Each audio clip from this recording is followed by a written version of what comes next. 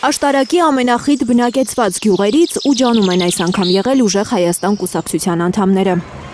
Ուջանցիների խնդիրներն ու մտահոգություններն է լսել կուսակցության խորհրդի անդամ Նարեկ Կարապետյանը եւ ներկայացրել Ուժեղ Հայաստանի տնտեսական եւ անվտանգային ծրագրերը։ Գիտեք ինչ իրավիճակ է մեր երկրում։ Աղքատության հարցը կարող է լուծվել միայն երբ հզորանա տնտեսությունը, իսկ տնտեսությունը հզորացնել ով Սամվել Կարապետյանը հաստատ կարող է։ Կյանքի դժվարությունների մասին Ուջանցիներին վստահեցրել է Նարեկ Կարապետյանը։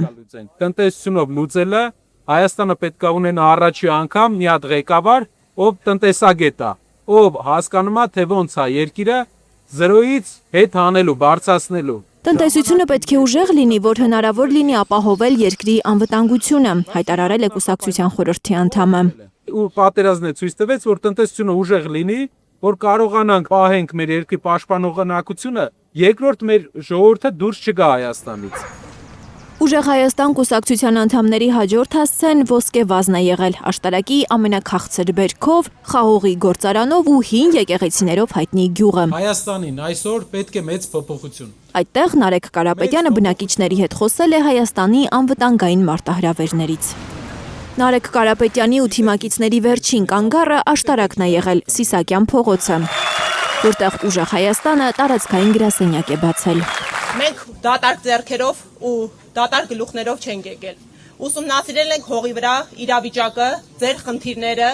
եւ ունենք ասելիքներ։ Կուսակցության անդամները տեղյակ են, որ Աշտարակում տրանսպորտի խնդիր կա։ Կան թաղամասեր, որտեղ ընդհանրապես տրանսպորտ չի մտնում։ Մարդկանց համար խնդիր է Երևան հասնելը։ Մյուս բոլոր խնդիրները եւս ուսումնասիրել են կուսակցության անդամները։ Այսօր Արագածոտնի մարզում 20%-ով նվազել է բերքատվությունը։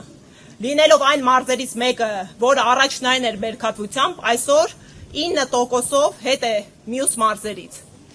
Այսօր Արագածոտնի մարզում հանցագործությունը եռակի անգամ աճել է։ Եթե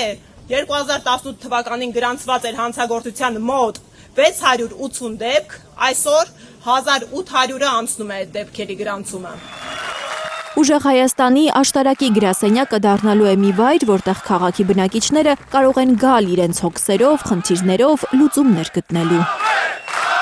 Լիլիթ Գասպարյան, Էլեն Յահիմյան, Հայլուր։